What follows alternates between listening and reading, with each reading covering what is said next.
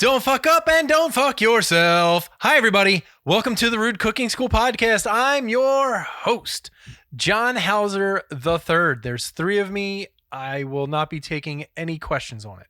With me is the hyper color queen. Her name is... Hi, everybody.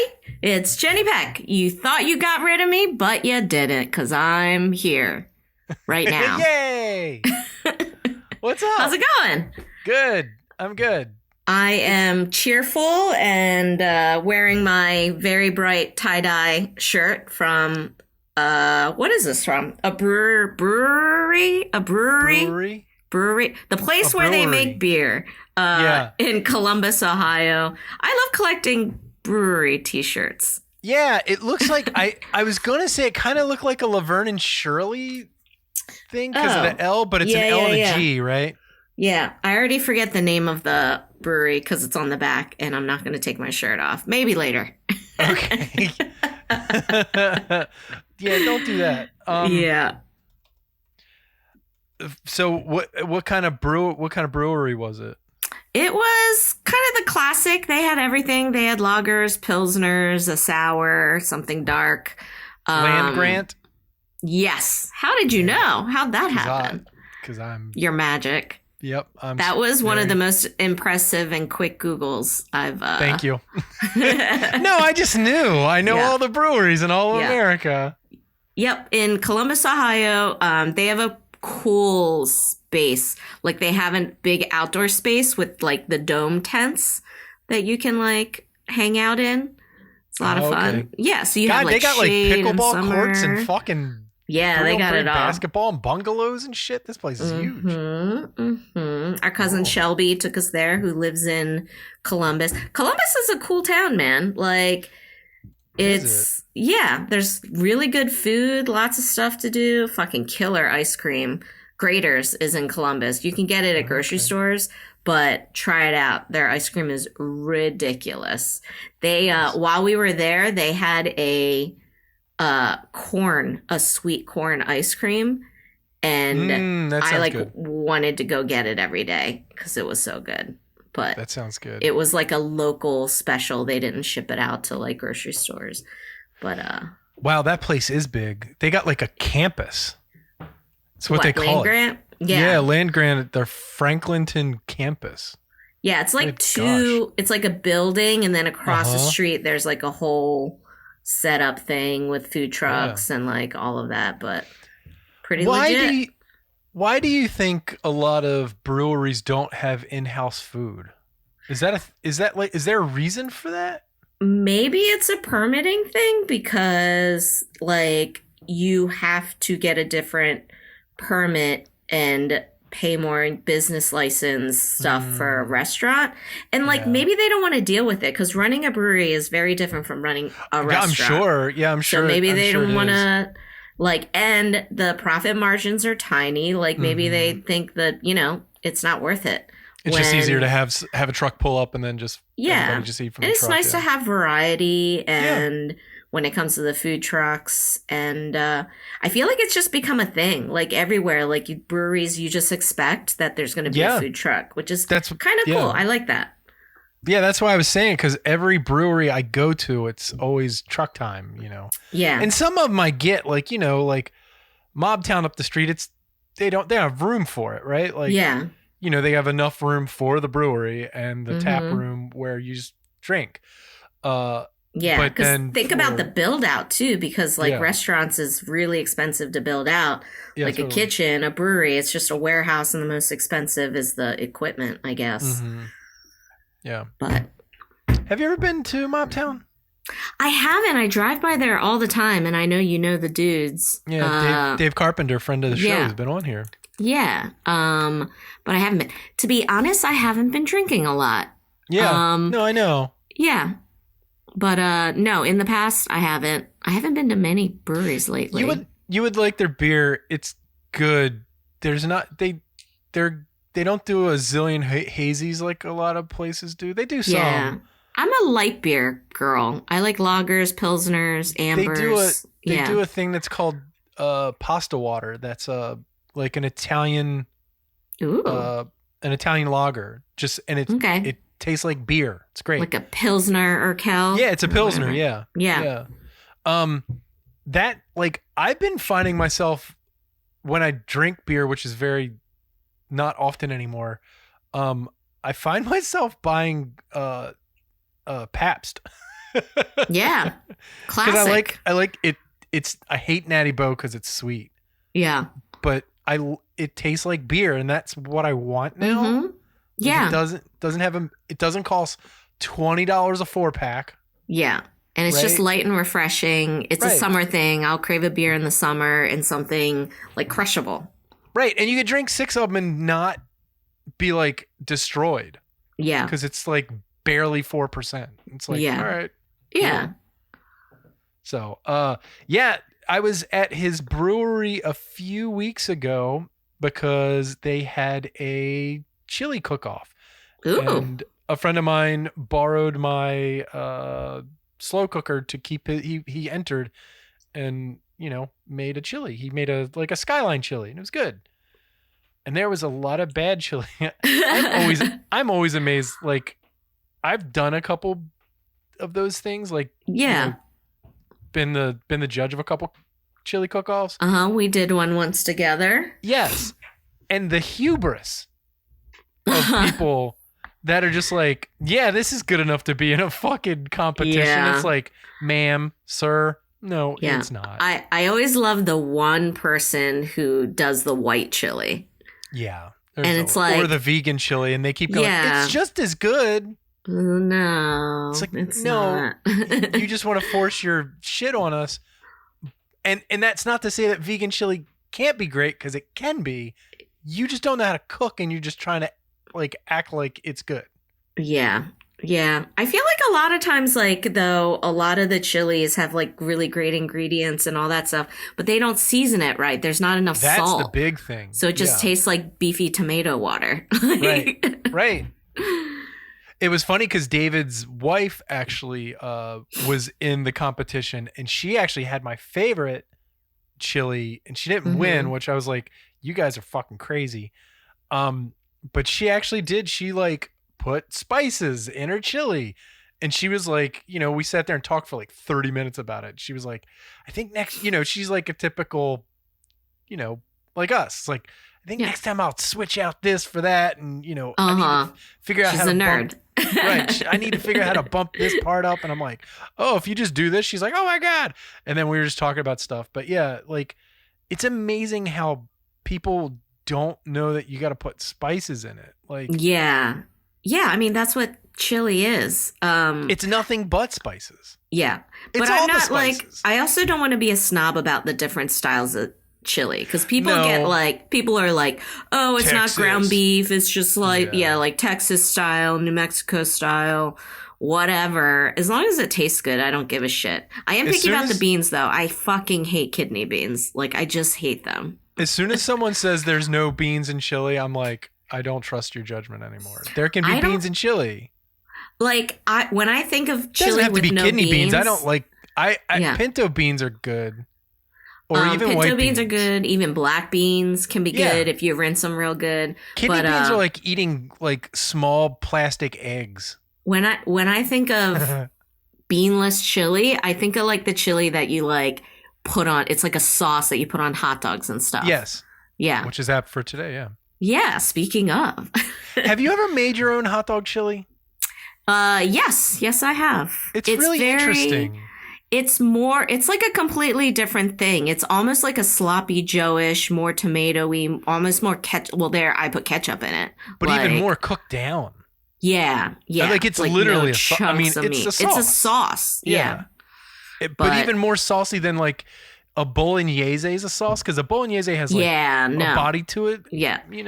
It's almost the same consistency as the cheese sauce that you would put on a chili cheese dog. Yeah. Or a cheesesteak. I think the first time I ever made hot dog chili, I literally tasted it and it was just like, huh, yeah, that's it.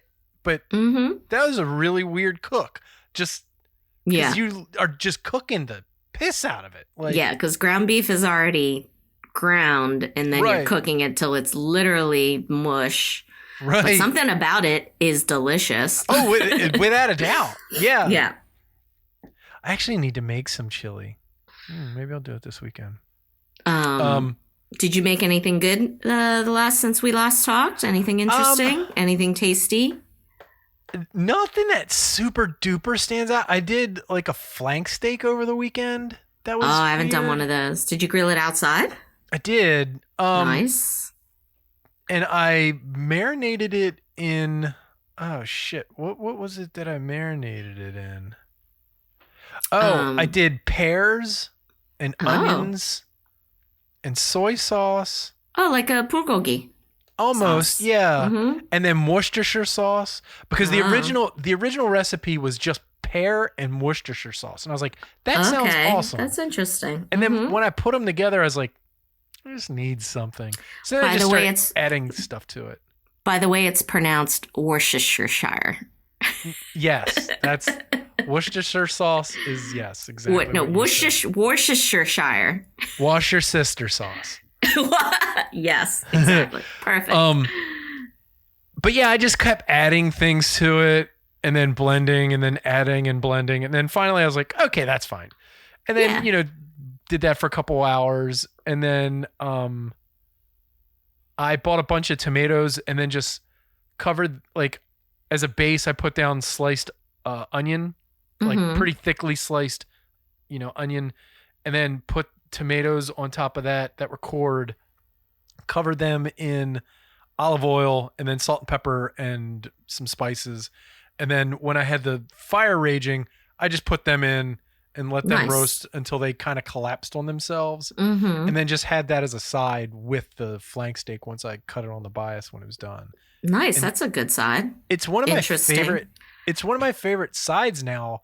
And it's literally just like roasted tomatoes and onions. Roasted tomato. Yeah. And the onions thing I just put in to keep the tomatoes from falling. Like, you know, that old restaurant trick of like putting down like a slice of lemon and then you put the plate on, or the. Oh, yeah. So it doesn't slide. So it doesn't slide. So that's what the tomatoes, the onions were there for, just to keep the tomatoes from falling over. There's always room for onion. Yeah. And I love it. Because it's like when you do English breakfast where you just cook the tomato till it just collapses on itself. Yeah. Well, it just gets really sweet. It caramelizes, like the sweetness comes out. Yeah. And then it's literally, there's no thought. You just put it in, and then when they're just fucking cooked to hell, when you can just touch it, it feels like a water balloon. You're like, all right, it's done. And then you just add a little bit more salt when you cut it open. It's awesome. I'll do that with cherry tomatoes for like a fancy garnish on something I've made. I do the same thing. Like on risotto or pasta, and you want like a little kick of fresh sweet tomato. I'll like super, super hot with a little olive oil, salt, pepper, and like roast them just until they're like, they pop and they're a little caramelized on the bottom, and it's like perfect. They're like sweet little bursts. Yeah. Salt and pepper, you're good. Yeah. Yeah. And it's such a good little condiment. And if your tomatoes aren't like quite ripe or quite good, it'll definitely like elevate them and make them much better. Without a doubt. Yeah. I grilled two the other day. The first roof grill we did. So we broke out the roof grill, and we did super double thick pork chops. And I broke out the Cajun seasoning that I got when we went and visited New Orleans. New Orleans? New Orleans. Nolans. Don't say Nolans. You're not from there. You can't pull it off. Yeah. I hate when people come back. They're like, I was just in Nolans. It's like, Rebecca, you can't do that. Not our Rebecca, but white lady Rebecca, who I'm imagining in my head. Yeah, so like I came back with like 4 different kinds of Cajun seasoning, which is good. Like, you know what? With Cajun seasoning, I don't like making my own. There are other spice blends that I make myself, but for Cajun seasoning, like I love these and I went and found like small brands, like small local brands. Yeah. Not the stuff you can just find at our grocery store. Totally. And they're all like very unique and different. And a bunch of them had the option of no salt.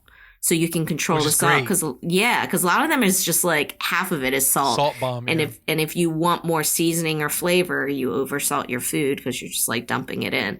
So, but anyway, yeah, we did like blackened grilled pork chops with Cajun seasoning, grilled broccoli that I had a little leftover Calabrian chili oil that I drenched it in, almost too much. It was very spicy, and some grilled sweet potatoes, and very simple, easy. Yeah. We did it for a weekday meal, and it was fucking. Oh, and I made pineapple, like a pineapple salsa. Okay. Like I minced up pineapple For the pork chops. and for the pork chops, and a little Calabrian chili oil, fresh lime, cilantro, and the kicker, pickled jalapenos, chopped up pickled jalapenos, Nice. and like a tablespoon of the juice, and fucking delicious. Did you grill the pineapple? I didn't. I was Oh, okay. lazy. I thought about it afterwards, and I was like, meh, I made it ahead of time, and Yeah, that's fine. yeah, it was good because the pork chops were super grilled, like nice and charred. So this just which was is like what a I fresh. like. Yeah, gotcha. Yeah, yeah. That does sound good. Um, I've allowed myself to start buying spice blends. yeah, I get it. Like, there's some spice blends I would never like. Italian spice blend, Of course. fucking make it yourself. Yeah. It's so easy. Or even like American barbecue. Yeah. like, where it's like, dude, it's cumin and fucking chili flake and chili paprika. powder. Yeah, Right. little mustard powder I like Right. in there. Nothing. Like, nothing make it fancy. your own. Yeah. It's not fancy. It's the cabinet. It's the spice cabinet. It's the all spice thrown in cabinet. And I got a together. zillion spices. Yeah. Yeah. But then the problem comes when you start making your own spice blends. Then your cabinet starts filling up with the containers of your spice blend. Yeah. And it's you better taking up label too that much- shit. Right. So it's like, I got so many old big like the Deli containers. restaurant Yeah. container. Oh, the of spice containers. Yeah. That it just has a piece of blue tape that's like chicken rub, that kind of shit on it. Mhm. I'm like, okay, I'll just buy it. I'll just buy a small one and it's fine. I don't need to spend 30 minutes. Mhm. Just buy the thing, and if I need to add something to it, I can. Yeah. But something like you're talking about, totally understand. Yeah, 'Cause very that's- regional, Yeah, and exactly. like every family has their own blend. Yeah. Like, that's fun. Like, when we visited, I was like, I need to go to a local grocery store, like not a Giant or whatever, like a local small grocery store. And they That just carries had that kind of so thing. much. Yeah, they had all kinds of stuff. They had sausages, like breakfast sausage, andouille yeah. sausage that I flew back home with, which was a whole ordeal. I think I told that right. story. Yeah, you told about it. It's funny. It's Where I awesome. came home with like 50 pounds of sausage. I was like, you're like sausage claws. yeah, I like paid extra to check sausage. It's awesome.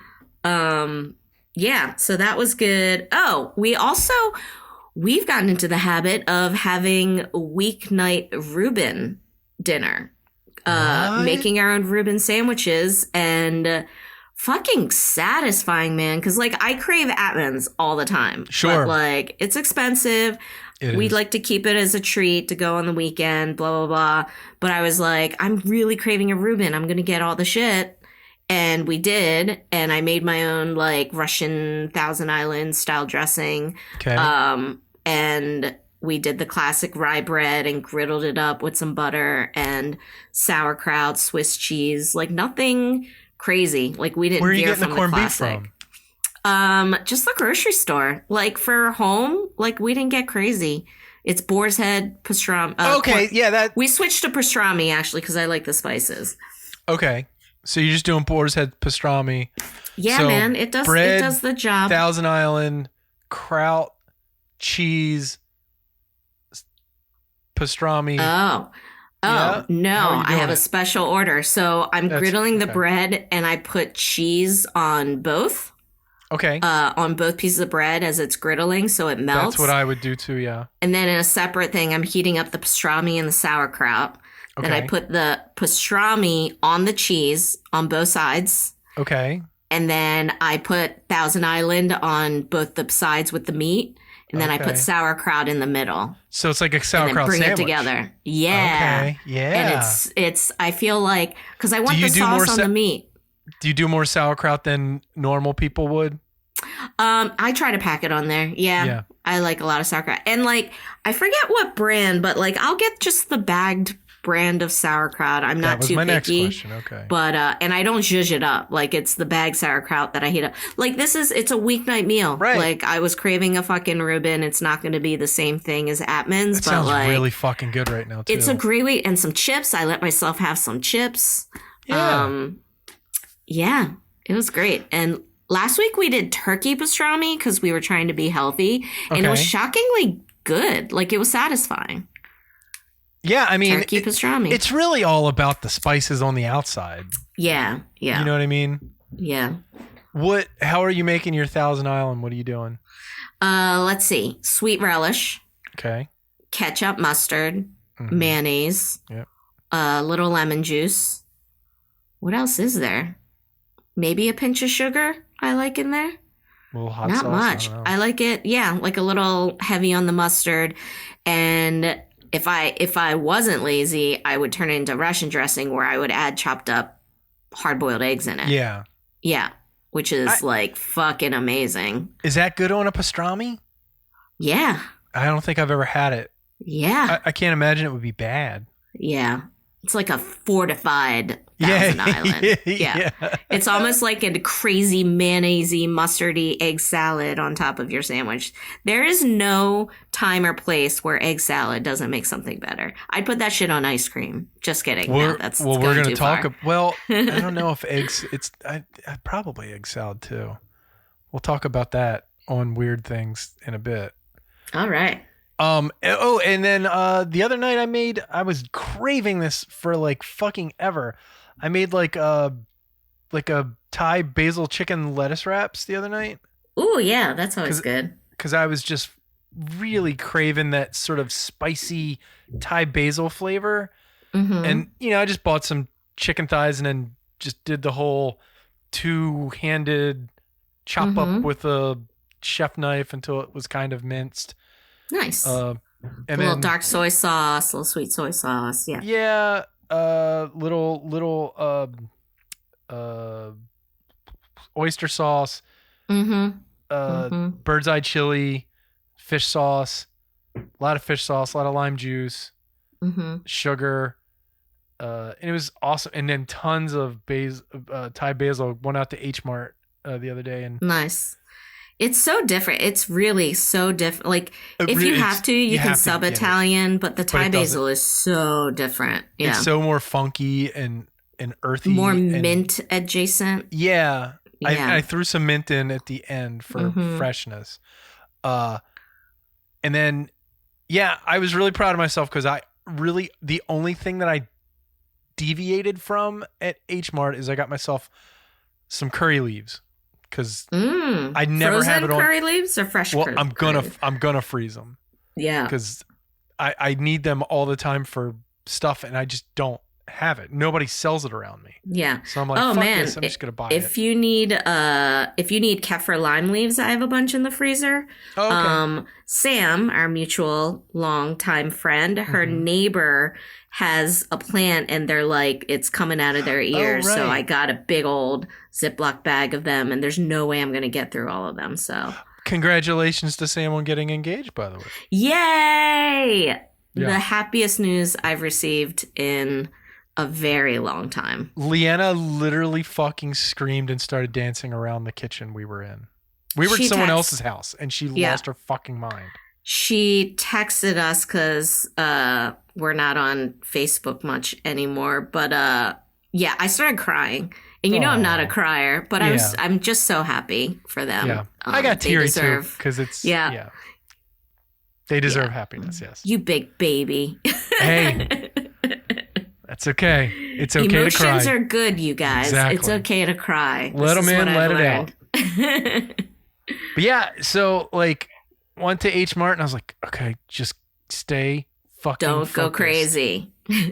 The only thing I was disappointed in is I was reading about this Gold Mountain sauce, Thai Gold Mountain sauce that was like, this is the key to like the authenticity, or this is really the thing that'll take you over the top. And then I bought a bottle of it and I got it home and I opened it up and I was like, let's see what this tastes like. And it just tastes like Bragg's, or yeah. It tastes like what do you call it? Yeah, it's like seasoning sauce. They call it seasoning sauce. Sometimes it's used in a lot of Thai, Lao, Vietnamese cooking. It's it tastes kind of like soy sauce, but it's made a little differently. It tastes like Maggi. Yeah. It just adds a little. I was like, oh, okay. It's not sweet. It's salty, but they kind of use it like Worcestershire sauce. They just add it as like a little flavor enhancer. Worcestershire sauce. Worcestershire sauce. Yeah. So, speaking, it was really good. It was super spicy, and the lettuce was good, and I had some rice, and it was fucking. Then last night, Leanne was like, "I'm just gonna do rice with the chicken, and I'm gonna make an egg and put it on top." And I was like, "All right, sounds good." Yeah. Speaking of Asian food, that was a bad segue. There's a new bakery near the Johns Hopkins campus, like around the corner from the Ambassador, the very famous Indian restaurant here in Baltimore, like Waverly area, called Kanam Cafe, Kanom. And I believe the owner is Vietnamese, but I could be wrong. But she did serve some Vietnamese food there for sure. But the bakery, dude, the croissants are fucking banging. Like, it's probably one of the best croissants I've had in a long time. And they had a variety of other pastries. The woman who owns it was the sweetest lady ever. So if you live in the area, go check it out, because who doesn't love a sweet little bakery? I'll have to tell Leanna about this. Yeah, definitely go check it out. Yeah. Cool. Kanam Cafe. So sweet. Yeah. And they had like fun it's right flavored behind lattes. One World. Okay, Yeah. They had like fun lattes. What did I have? Like an ube latte was really good. I believe that's more Filipino though. Yeah. All kind, like all the Thai iced tea and the Vietnamese coffee, like the Vietnamese iced coffee, which is hard to find. And whenever you get it from like a regular cafe and they call it Vietnamese coffee, it's not. It's just like a regular coffee with sweetened condensed milk, and it's like sweet, it's more than that. Floral, yeah. Yeah. But anyway, go check it out.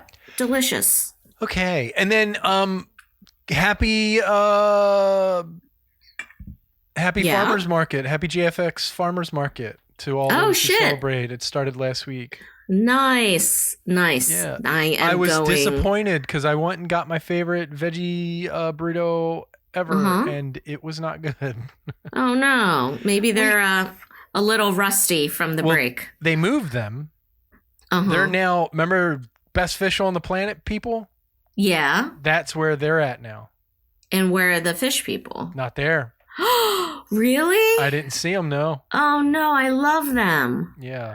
I'd walk around and like with a platter of that fish drenched in hot sauce, like eating it with my fingers. Like, oh yeah, it was shopping. Good. I love that shit. But yeah, I think they were just rushed because we got there. Well, we ordered like 20 minutes or 15 minutes before the market closed, and we waited for like 30 minutes at least. They were just backed up. So the veggies came out a little raw, and they didn't put the spinach on it, and they were just kind of rushed. So we actually made veggie burritos this week to make up for it, and they were fucking awesome. So nice. Yeah. Do you put beans in your veggie burritos? We do.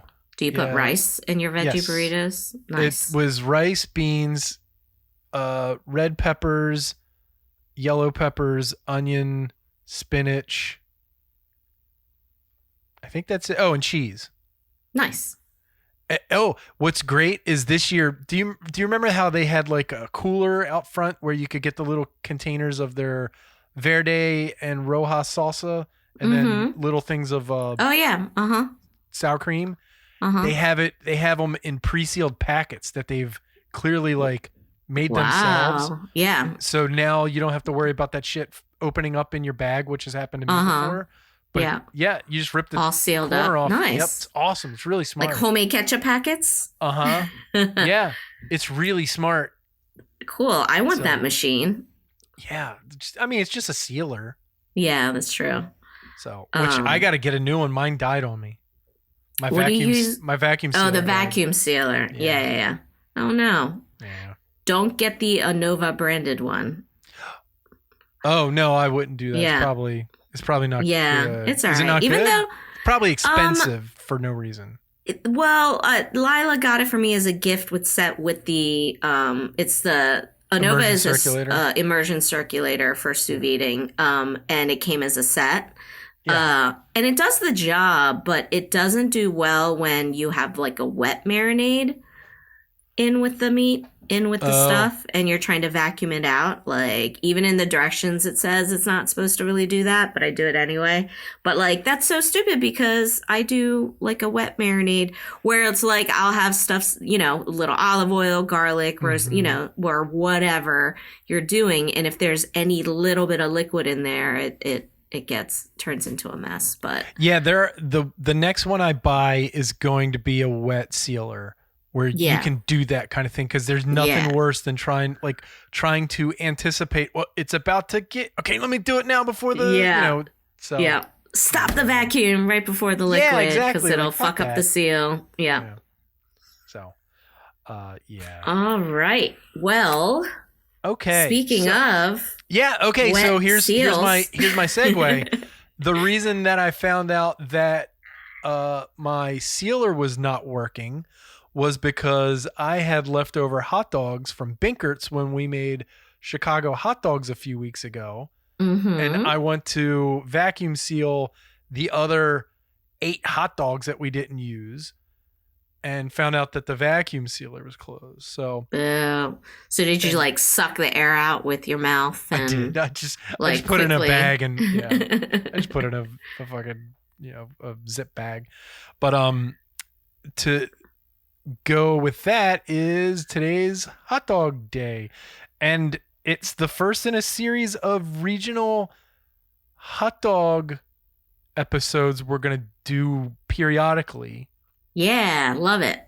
Because I was just looking up, just trying to find a good story or a good thing to cover, and hot dogs are one of my favorite things, and there's so many different kinds, and for sure so many different toppings and ways that people eat them, and I've always been kind of obsessed with the Norwegian kind, because it's so different than what we do here in America. Yeah, and it's very iconic there. Like it's they have the carts everywhere and and all of that, which apparently they don't really do anymore.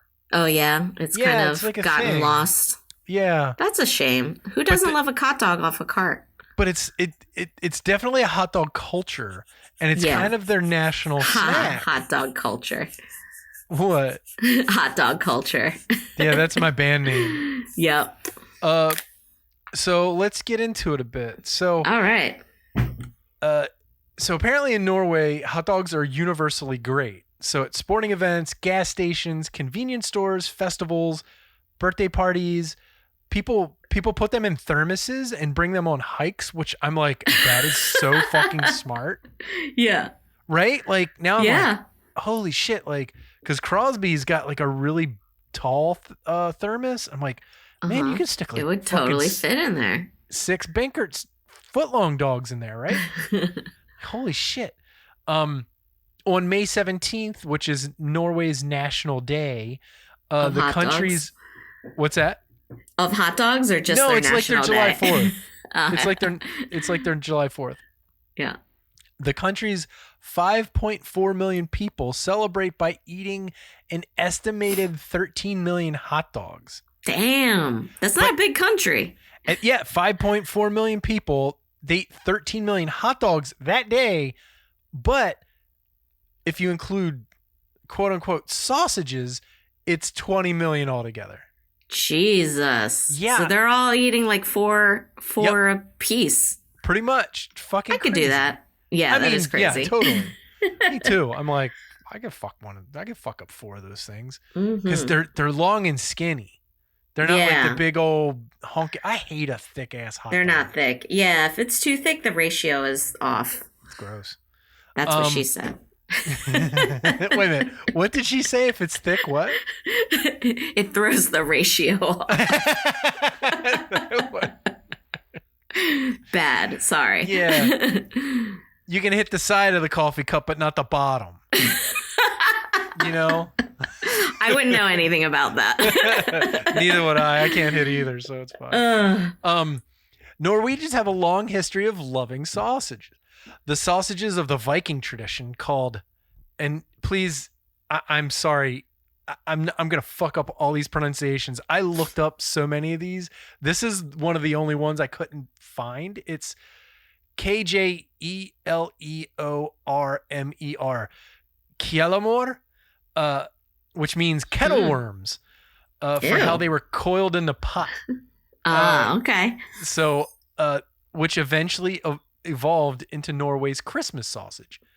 So kettle worms is their Christmas sausage, which is really funny.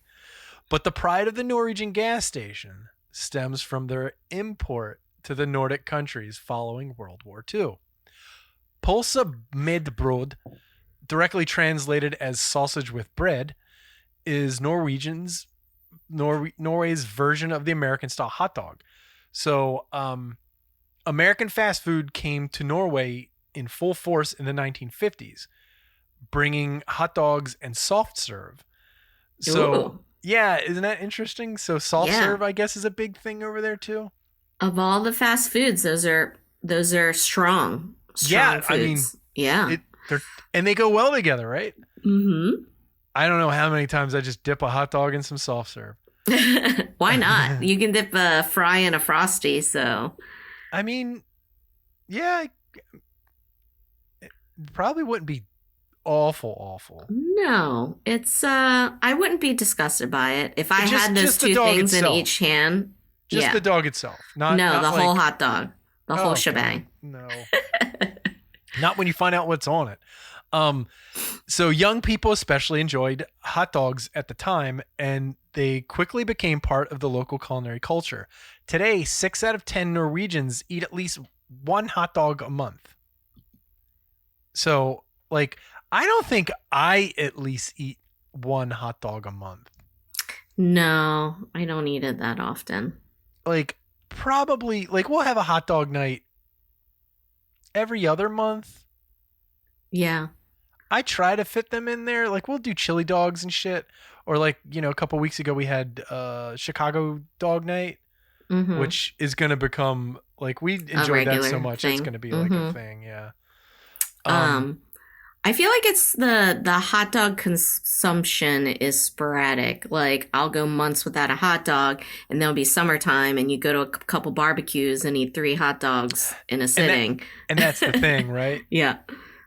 So Norwegians like Pølse i lompe, where a tortilla-style soft bread made with potato flour, which Norwegian Americans call it. Have you ever had lefse? Yes. So it's like lefse. So it's like a flatbread. It's almost like a tortilla, but it's made with potato flour. It's really thin. And it's rolled around the sausage. They use that instead of they do have hot dog buns version. because of America, but they've made it their own with the lefse. Okay. So food exchanges across the border are common, and they Norwegianized them using their own resources. So, and it's really interesting because I've had it with the flatbread. It's really good considering, you know, if you're using like a lot of toppings, it becomes almost a burrito. Holds it all together. Yeah, it holds it all together. Yeah. Plus, and who doesn't love potato bread? Potato bread's delicious. Right. And since it's a flatbread, it's not a lot of bread. So it's not bready. It lets you put on the more heartier toppings that they put on. This adjustment has also gone the other way. So Minnesota, you can get Norwegian style hot dogs where they have the lefse wrap things, and it catches on around that area. So it's not uncommon to go to Minnesota and get a lefse style hot dog, and then you can get the ketchup or mustard, and sometimes So the big thing in Norway, they're too big.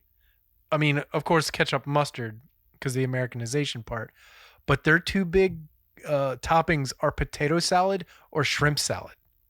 Whoa, on a hot dog. Okay. Yeah. I don't know how I feel about that. And also French fried onions.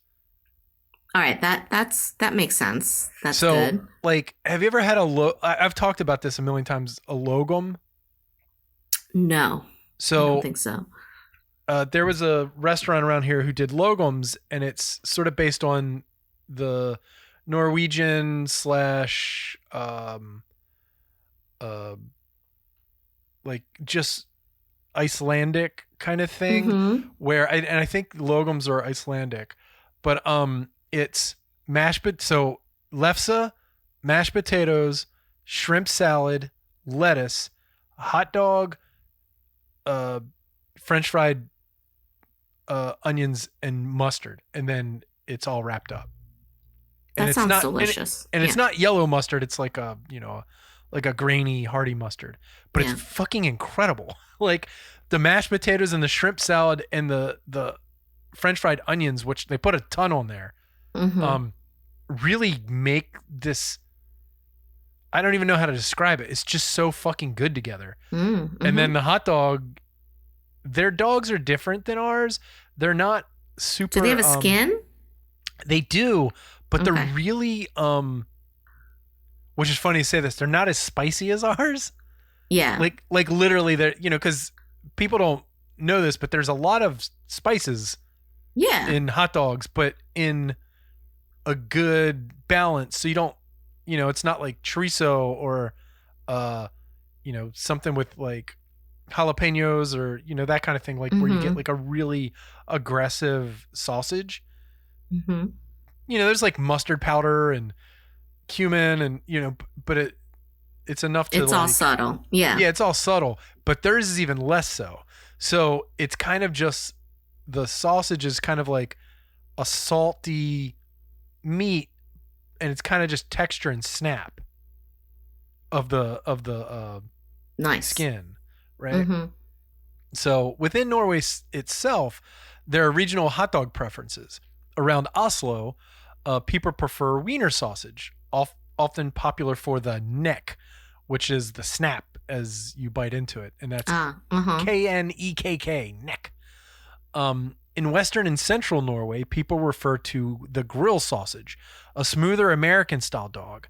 Increasingly, you can also get chicken or plant-based dogs, as well as innovations where, there's cheese inside of the dogs, or you can get reindeer sausage or lamb sausage, like lamb dogs or reindeer dogs, or they have hot chili dogs, which from what I understand are just basically kind of our hot dogs. They're not actually spicy. Yeah. And they got Jagerwurst and stuff like that, and chicken dogs, pork dogs, that kind of thing, beef dogs. And then a big thing that they do there are bacon wrap dogs. Oh, hell yeah. And all of their dogs are not like, when you think of an American dog that's like what is that, like 5.5 inches or something like that? It's not. It's not a big dog. Theirs are like 12 inches. Yeah, theirs are big. But skinny. Yes. And then, so over the years, they've become more health conscious because they are eating all these hot dogs. So in recent years, they usually contain now at least 50% meat and no more than 20% fat. Which I think you would switch that with for an American style. Yeah, kind of. So let's see. Quote, a good hot dog has an aromatic meaty flavor, is juicy, and has a good consistency and a correct chew, which this person who works for Skansa, which owns Liv Vidar and Finnsbraten sausage brands over there. So they would know.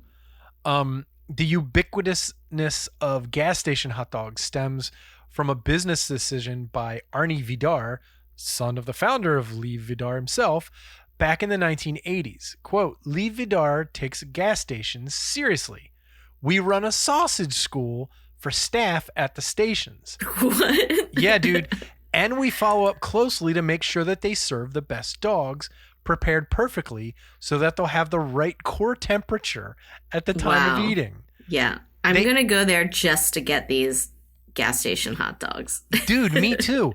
Hot dog training is also provided to staff at 7-Elevens in Norway and at Narvesen, which is like their largest convenient store chain. Lene Laken Jensen, head of the food at Wrighton Convenience, which owns the two brands, explains that innovation is rife in the hot dog market. Novelty dogs in recent years have included crocodile and ostrich as well, but the classics are the big sellers. Convenience stores now also serve pizza slices, paninis, and burgers, but hot dogs are still the biggest food offering at Narvesen. But hot dogs are not exactly health food, so a hot dog at a gas station instead of dinner is considered low culture and a threat to good eating habits. One person said. No shit, Sherlock. Yeah, thanks, Captain Obvious. Nevertheless, one chef has embraced the hot dog's lowbrow reputation. Renee Fagerhoy's restaurant Bula Bistro in Trondheim serves an exquisite version of the gas station dog. Check this out. It consists of a blood sausage with warming spices, and it's on a potato and rye lompe, which is the flatbread. Flatbread. Yeah, so that sounds really good. And I saw a bunch of like wild blood sausage hot dogs, and they even come pre-sliced, almost like a deli meat now, but it's got all kind of shit in it. It was like beef and fucking reindeer and horse and pig. Whoa. Yeah, all in one sausage. And it was like, I want to try that. I don't know. That might be like one step too much. Like, is it the horse? Yeah. Come but on. also, it's just too much. But also, are they calling that a hot dog or just a sausage? They're calling that a sausage. Yeah. Okay. Yeah. As Fagerhoy's restaurant is all about reimagining what she calls trashy foods, quote unquote. They asked her what they thought is if it's a good food. And then she said, if we're talking about the quality of ingredients, then no, it's not. But if you want a typical Norwegian food experience, the hot dog and a lompe with shrimp salad is about as Norwegian as it gets. And that's really funny. Like, when you think of like Norwegian food, you wouldn't think of like a hot dog. But also, that's like so modern. Like if they were brought over there in the 50s, and it probably took a while for them to become popular. It's like, what was considered Norwegian food before that? One thing I did try to find out is when they started mixing the shrimp salad. Yeah. You know, because after World War II in the 50s and stuff, if they're just doing like straight ahead hot dogs, there had to have been some point where that tipped from the American style, which is still available, but to the nationalistic style that is comfort food to Norwegians now. Yeah. It was shrimp salad or potato salad. It was some stoner one night, probably in the 60s, who was like, you know what would be real good? If we put some shrimp salad on this hot dog. Right. Fuck yeah. I think I'm going to make fucking these hot dogs this weekend. Yeah, dude, do it. So isn't Norwegian like they do mustard and ketchup on their hot dogs? They don't poo on the ketchup, but isn't their mustard and ketchup different from ours? Like it's like curried or something. It's not. I don't know. It's also you can get curry ketchup, but I think their mustard is not as vinegary as ours. So yeah, but okay. So now and within like the last 10 years. You can get like gluten-free dogs, halal dogs, vegan dogs. So they were saying one of the reasons that Norwegians really, really love hot dogs now is because they're so democratic and you can just get the thing and then kind of make it your own way. Yeah.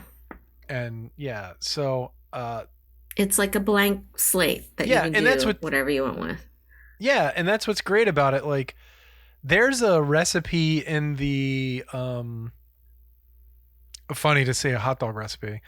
But there's a recipe in the Vincent Price cookbook where it's literally buns, hot dogs, and then like the only thing you're actually making is this chili sauce.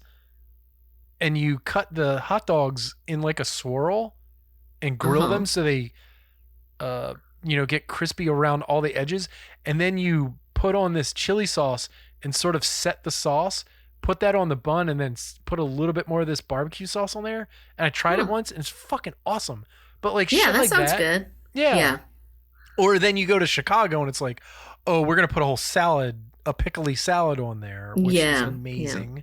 Yeah. It or is. Like, have you ever seen Japa Dog in Canada? No, what's that? Let me look them up and show you. Japa Dog I've had before and it's fucking incredible. So like think it's Canadian. Yeah, it's Canadian. So they have like hot dogs with should we get like a tattoo of every style hot dog? I've already got for one each episode. I already got one too. Yeah. Mine's, I've already got a rude. Yeah. Mine's very simple. It just has mustard, ketchup, and relish on it. So they've got like cheese tonkatsu dogs. Whoa. They've got like, so very like international inspired. Yakisoba dogs, tempura dogs, tonkatsu dogs. The one thing that they did do that I had one year is they put what's the really thinly sliced smoked fish? Why am I blanking on this? Lox, crab lox. No, the dried smoked stuff. salmon. Japanese, the smoked. The Japanese. Oh, that you use dashi like. Yeah. This thinly dried tuna shaved stuff. Yeah. Bonito flakes.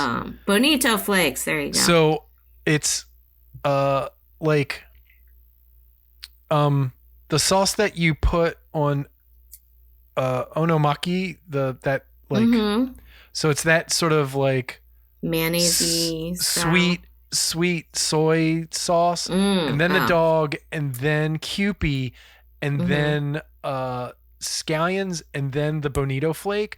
It's so fucking good together. Your mind will blow out the back of your head.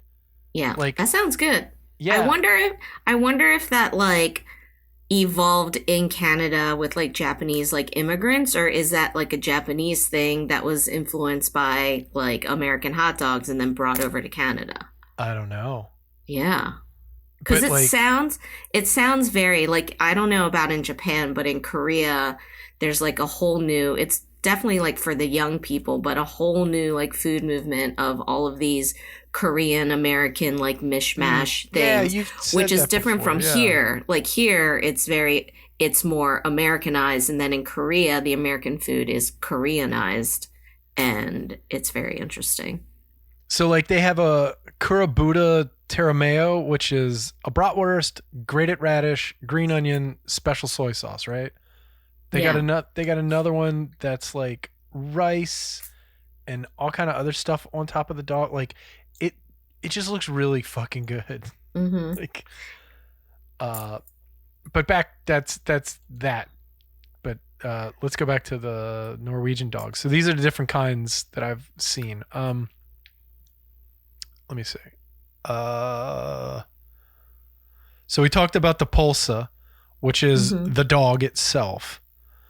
So the Norwegian word Pølse literally translates into sausage, but in most cases it refers to a hot dog just by itself.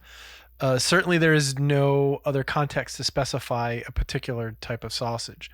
Sausages have been around Norway since the Middle Ages, but hot dogs, like we said, became a staple around the 50s. During this period, post-war Europe was rebuilding and redefining itself, and American goods and culture were flowing in. This era saw the introduction of fast food chains, soft drinks, comic books, music, and hot dogs. Over time, they became a staple at events and celebrations. People walking in the woods with their thermoses full of hot dogs. Which, dude, I want to do that now. It sounds like a lot of fun. Hey, can I have a drink? Sure. When you said that, though, I was thinking of the whole hot dog bun and all in the thermos. Oh, I like that too. I like to think of it as like a bunch of cooked hot dogs in water. Yeah. So because what a lot of times we'll talk about it. Basically, they either grill them or they boil them, right? Mm-hmm. And you know how like you boil the hot dogs and then the hot dog water.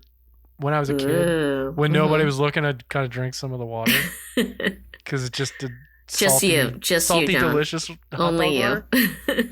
Come on, you never did it? No, I haven't. Oh my God, it's really? Disgusting. No, I'm just kidding. I haven't, but I don't think it's disgusting.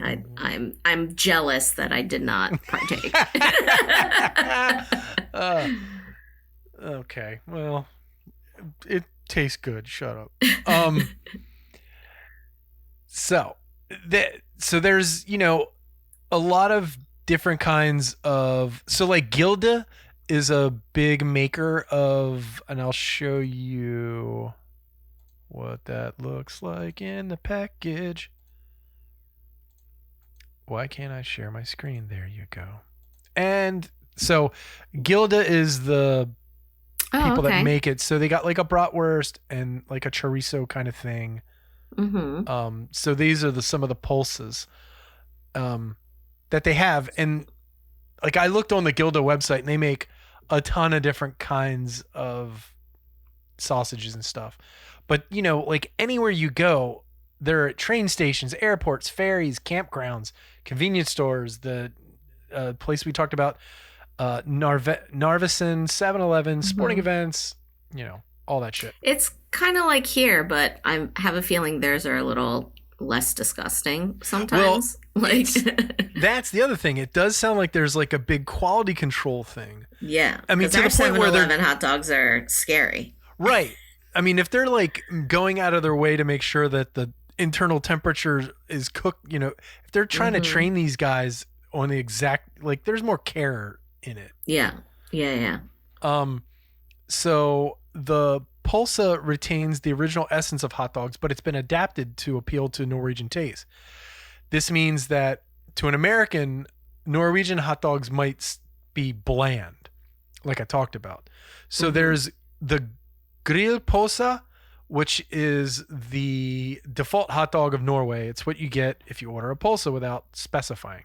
It contains both pork and beef. Proportions go back and forth, and it's very mild in flavor. There's the Osterpølse, which it's a cheese dog. It's got cheese inside of it. So like you would think the cheese would be on top, but it's kind of like the sausages, like a smoked sausage with the cheese that you can get inside of it. Oh yeah. So it's just chunks of cheese inside. But the weird thing is, it's a kind of a joke thing in Norwegian like culture that people eat them and they love them, but nobody believes it's actually cheese. Yeah. Because it's like this weird whitish foamy stuff that's in the middle. Ew. Yeah, when they said foamy, I was like, I'm not, that sounds gross. But I'd be like, yeah, I'd totally eat that. Because when I was a kid, I remember there was a style of hot dog that you could get that had cheese, like a tube of cheese in the middle. Do you remember Oh, yeah, this? I remember that. Yeah, you can still get it. And then they had one that had chili in the middle. Whoa. And then you could get the one that had both chili cheese. And it was like, so you got the tube of meat, and then it's like they put a straw in the middle and took out that section of the hot dog and filled it with garbage cheese and garbage chili. Yeah. So a tube of salt with two kinds of salty things shoved in the middle. Yes. Yes, exactly. And it was fucking delicious. Man. Yeah, God, of course it is. Those things. And you would microwave them and all the fucking stuff would squirt out the ends of it. Yes. Oh God, I do remember that. Yeah. There's a bacon pølse, which, it's wrapped in bacon. Wrapped in bacon. Nice. A chili pølse, which is, it's got the spicy, I'm doing air quotes here. Right. Spicy Exactly. One. It's a very, Norwegian palates are not overly adventurous when it comes to spicy. Yeah. So you'll get a subtle hint of chili. Yeah. There's the Wiener Pølse, which is a nod to traditional Viennese sausages. The Norwegian Wiener Pølse is known for a delicate flavor, which is saying something, because it's even more tame in flavor than the Grillpølse, which I'm like, is this just a ghost dog? Like, is it like it just blows away? Like, it's just maybe a little bit of salt. Yeah, so then like you take a bite and you're like, did I eat that hot dog? Is it there? I don't know. Ooh. Yeah. You eat it and it's just kind of you don't even haunting your taste buds. Yeah. I was in your mouth and now I'm not. Then they have the vegan Pølse and the vegetar Pølse, which the vegan dog and the vegetarian dog. The vegan style uses peas and sunflower seeds or soybeans as the main ingredient, which sounds really interesting. And then the vegetable ones have like egg and milk proteins as binders. So they're a little different. But they make the vegan one sound like it's basically a fucking bag full of rocks, kind of.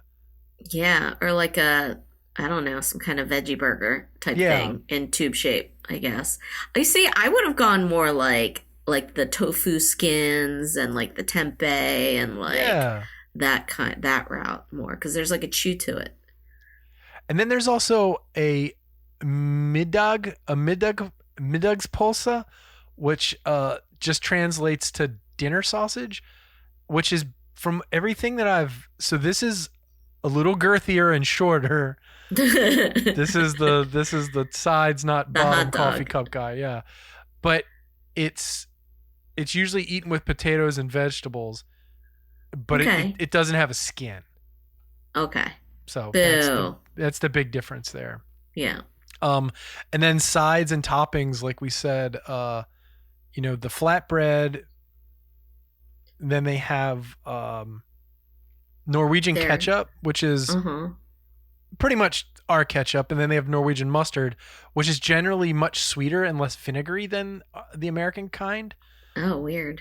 But then French fried onions are huge there, which is really interesting because that had to have come from America, because it's literally like the French's kind. Yeah. You know what I mean? Yeah. It's not from France. No, I don't think so. Then they're raw onions, which that makes sense. Sweet relish is a really big thing. I can get down with that. So they're called, how am I going to say this? A gurk mix, which translates literally to cucumber mixture. Oh, so okay. like that's what you would order that kind of dog at a stand. It's a sweet and sour relish containing cucumber, onions, red bell peppers. So it's kind of a sweet relish, but also a little vinegary. And then there's potato salad, which you can get on it. I guess it's not terrible. But it's more of a German potato salad. So it's more vinegary and tangy. But then shrimp salad, which is what you would think with the sour cream and the mayonnaise and, that kind of stuff. So they're just trying to make a big old whole meal out of it, I guess. Yeah, exactly. And then another big thing that they put on it is like grated cheese. So not to melt it, but just like it's like fresh grated cheese. Yeah. Yeah, it's like a Gouda. Okay. And there you go. That's not bad. I'm not getting a hot dog with shrimp salad tattoo, just so you know. We're skipping this one. No. Yeah. I would get another hot dog tattoo. I have one. I would too. I'd get a Chicago dog for my next one, I think. I have a chili dog with onions. Oh, we have them on the same spot. Yeah. I didn't realize that. And mine, the mustard spells out rude. Oh, nice. Rebecca mine just has one. Ketchup, mustard, and relish on mine. Rebecca has the same exact tattoo, except hers is ketchup. Nice. Yeah, because she's a fucking weirdo and eats ketchup. No, ketchup. It's delicious. No, I like ketchup on the dog. I've come around. But not by itself. I gotta have both. Now I want a hot dog, so I'll probably have one tomorrow. I'm going to the Oriole game tomorrow. And so you better get a hot dog. There is a stall right outside of our section where we have season tickets now. They do a hot dog that is covered in Philly cheesesteak meat. Ooh. Yeah, I'm going to have to get that and then post pictures to the Facebook group. So a tube of salt with thinly sliced salt and liquid salt on a bun. Hell yes. Yes. I'm down. Good. I would eat that. With a beer, I'm in it. Yes. So there you go. That's Norwegian hot dogs. It's not Sounds complicated, delicious. but it's interesting. It is. It's super interesting. I think the most interesting part of that was how many fucking hot dogs they eat. Yeah. As a country. What I had read is that the way it breaks down by the end of the year, each person in Norway eats, on average, 100 hot dogs a year, which sounds like a lot of fucking hot dogs. So one every 3 days. Yes. So compared to Americans who eat, what was the number? It's a lot. Talk for a second. More than the Norwegians? Oh yeah. Oh, okay. Yeah, I guess so. It is fucking everywhere. Like from kids' schools to Americans eat all 20 billion hot dogs a year. What's our population? 334 million. Yeah. So I feel like they per capita they eat more hot dogs, I feel like. Yeah. Let me see. So let's see. With 20, 1, 2, 3, 1, 2, 3, 1, 2, 3, 20 billion divided by 333, 1, 2, 3, 1, 2, 3. Math. Equals. Oh, fuck you. Do the goddamn, what is the thing? There it is. Equals. So that's 60. So yeah, they eat more hot dogs per year than Americans. Yeah, per person. Wow. Per person. Yeah, on average. So yeah, that's a lot, dude. It is, but it's probably like you also have to think it's like there's one guy who eats like 2 sausages the whole year, and then there's the other guy who eats a sausage like every fucking day. Right. So yeah, and I was like, okay. Do I eat 100 hot dogs? Hot dogs are my favorite thing in the world to eat, right? Yeah. I don't think I even eat. I don't think. No, not even close. I don't even think I eat 20 hot dogs a year. I eat more than that. I'm probably close to national average, maybe around 60. I'm definitely not over 60. I'm probably hovering around 50. Yeah. Which, when I think about it, it's a lot of fucking hot dogs. But again, mine's spread out. So maybe I do. Maybe I do hit it. But every time I eat hot dogs, I'm eating 2 at least. Yeah. Yeah. You know. So. Sweet. Yeah. All right. There you go.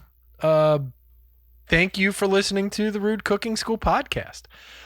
We really appreciate you listening. We really appreciate you taking the time to hang out with us and learn about silly shit like this. If you could rate and review us, that would be great. Anywhere where you get your podcast, on iTunes, that would be really great because apparently they run the fucking numbers for everybody. But if not, if you're on Spotify, rate it. If you're somewhere, rate it, review it. If you can, that'd be great. Word of mouth is awesome. That's how we get around. So tell your friends and family. If they like cooking, add them to the Facebook group. If you're not on it, add yourself to the Facebook group. Currently, I have a list up of what to name this hot dog series, and I put up a couple really dumb things, just like Hot Dog World or the Hot Dog Chronicles or the Hot Dog Histories or whatever. Yeah, we want funny. I'm sure every fucking idiot in that goddamn, because I left it open for other people to add things, and I'm sure it's going to be awful. Sweet, in a good way. Yeah, no, great, because we have the fucking funniest people ever. Okay, so here's what some people have come up with. Tubular meat, okay. Tubular meat greets. Oh God, there's so many. They've added so many. And this is just in the last. So Sausage Fest. Someone, Jason Perlow, a friend of the podcast, wrote Odysseus Lucanicos. I don't know what that means. We should save these for the next hot dog episode and pick out like the first, second, and third place, and then we'll pick the first place to call it. Fucking and honorable mentions. yeah, worst case scenario. That's pretty great. That's a good one. Weenies of the world. Yeah. Well, I got to pick one tonight to put the episode. Oh, you're right. You're right. The Glizzy Globetrotter. Yeah, Sausage Fest. Yeah, these are pretty good. All right. Tube steaks. Gross. And then yeah, that's it. Thank you so much for listening to the Rude Cooking School podcast. I'm John Hauser III. Don't yuck my yum. And I'm Jeni Peck. Don't throw a hot dog down a hallway. We've all been there. Thanks, everybody. Have a great weekend. See you next week. Bye. You don't know.